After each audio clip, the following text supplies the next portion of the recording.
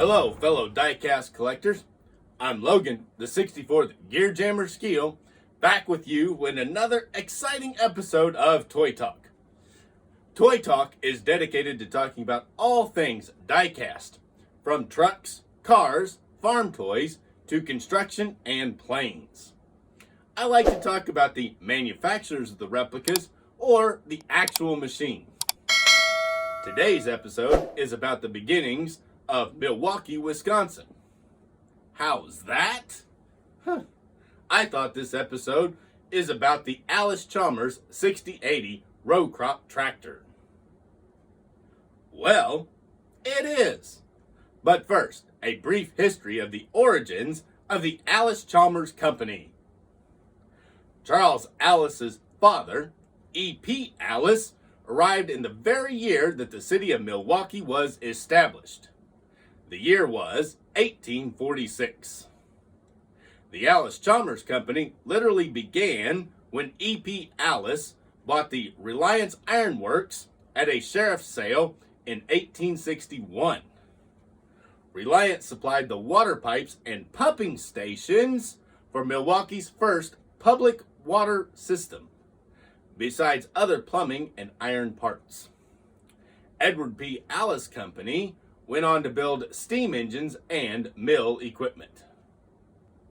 The first Allis Chalmers Company was formed in 1901 when the Edward P. Allis Company steam engines and mill equipment, the Fraser and Chalmers mining and ore milling equipment, the Gates Iron Works rock and cement milling equipment, and the industrial business line of the Dixon Manufacturing Company, engines and compressors, all merged into a single company.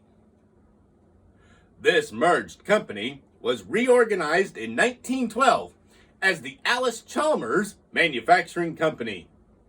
The Allis Chalmers brand gained fame around the world for the next 70 years among consumers, mostly from its farm equipment businesses, especially for its orange tractors like the 6 and 8000 series tractors, including the 6080 row crop tractor, along with the silver Gleaner combine harvesters.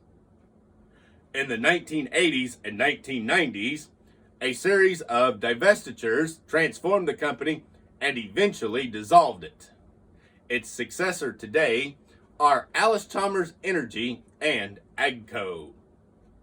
I personally think one of Allis Chalmers' best experiments in tractor development was their development of the fuel cell tractor. If you haven't seen my video about the Allis Chalmers fuel cell powered tractor, please see it after this video by clicking the link down below. From time to time, I like to give my viewers a pop quiz, although I haven't lately. So, here is a pop quiz question. Why did Allis Chalmers choose bright orange to paint their equipment? Put your answers in the comments down below and stay tuned to the end to find out the answer. The Allis Chalmers 6080 is a two-wheel drive or front-wheel assist row crop tractor from the 6000 series. This tractor was manufactured by Allis Chalmers in West Allis, Wisconsin, USA from 1980 to 1985. It was part of the last true Allis Chalmers tractor series built. Now let's take a peek at the SpecCast 1/16 scale Allis 6080. And this is the Allis Chalmers 6080 tractor with front wheel assist and cab by SpecCast Collectibles. It is in 1/16 scale. It is die-cast metal with soft rubber tires and plastic parts. Also, it has clear plastic windows for the glass. They did a great job on this tractor, but there is one mistake, and I'll show it off pretty soon. Now, it's in 16th scale, so it's actually pretty heavy, and you can tell it's pretty big based on the size of my hand. we bring it up here close, it has the detailed turbocharged 4-cylinder engine, which is what these guys had. A small displacement, high output turbocharged engine. They did a great job on them Allis Chalmers 6080 graphics there on the hood. And this was the last of the Persian Orange Allises. Inside you can see a warning label there. You can see levers inside, which they put all the levers that this tractor would have. There's the throttle, a full detailed dashboard. It has its gear shift levers, hydraulic levers, everything inside. Real nice seat, steering wheel. It does have steerable front end, but you can't steer it with the steering wheel because of the cab glass. Also, the front axle oscillates just like the real one would.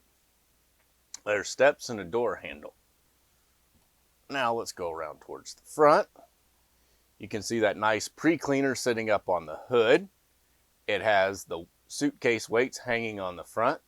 See how the axle oscillates and the tires steer. And the tie rods go with it. There's the AC logo in the grill, pre-cleaner, and the big muffler and tailpipe. They also did a nice job with individual jewel style marker lights and turn signals, also the headlights up on the cab. There's a little black windshield wiper on the front so you could see the windshield, and inside the cab up there, there's a little rear view mirror. Allis did a great job. They made a beautiful tractor, and SpecCast made a good representation of it. On the side of the weights, there is the AC logo and Allis Chalmers cast in. Over on this side, you can see the other side of the engine. You can see the levers inside the cab. Really, really sharp. It's got nice soft rubber tires and die-cast wheels, front and rear. They're two-tone. There's the silver and then the cream, which was Allis Chalmers colors. Really nice. And then the soft rubber tires mounted on top of them. As I said, SpecCast did a great job, and this is one of the first releases. They made several different ones, the 6060, 6070, and 6080. All used the same tooling, but they had different size tires. The 6080 had the biggest tires, but the rest of the tractors really were the same. They just had smaller tires on the 6060 and 6070s. That's the way the real ones were, and they had the same small displacement engine. Now, it's hard to see, but there is the mistake right there. Back window, they misspelled Allis Chalmers. There should be an S at the end, and then there's the AC logo. It has its slow-moving triangle, turn signal, and a brake light. Now, those are just painted, and then up here, individual jewel-style turn signals and lights. Work lights so you can see behind you. It has a drawbar there, but that pinhole is so small there's not much in the way of implements that will actually hook other than the SpecCast ones. It has a spring pulling the 3-point together, which a lot of farmers ran that to hold them together. And the 3-point does go up and down. There's the hydraulic piston, and then there is the other 3-point lever piece, which would come out and hitch up to whatever it is. There's hydraulic hookups here and here. And there is a PTO under the PTO guard right there. So this tractor is fully ready to go. Again, lots and lots of detail on this tractor. Underneath, you can see the front drive shaft, front differential, and then there is the drive shaft coming out of the transfer case.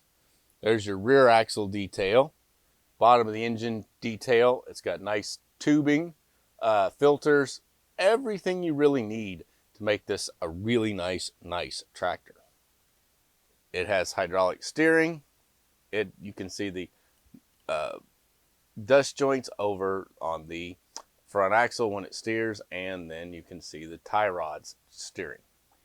They did a really cool job. Now we'll set him around. And that, my friends, is the 1/16 scale die-cast metal with cab, Allis Chalmers 6080, and it has front wheel assist. Really, really sharp die-cast model to sit on your shelf or in your collection. A really great piece. The Allis Chalmers Company was an integral part of the building of the city of Milwaukee. The company contributed a huge part in developing farm, mining, and milling equipment, military vehicles, and the NASA space program. Allis Chalmers Energy is the only surviving company left that bears the Allis Chalmers name today. Thank you for watching. Please go on and smash that like button, share this video, and subscribe to my channel. I'm Logan, the 64th Gear Jammer Skeele, and I'll be back with another episode of Toy Talk. Oh, wait a sec. I gotta give you the answer to the pop quiz. In 1929, Harry Merritt was in California when the bright orange California poppy blossoms inspired him. He knew that brightly colored things that can be seen from far away had potential in marketing farm and other heavy equipment. Harry then changed the paint color of Allis Chalmers tractors to Persian Orange, the available paint color that he felt most closely resembled the California's poppy color. Thus began the tradition of orange Allis Chalmers tractors.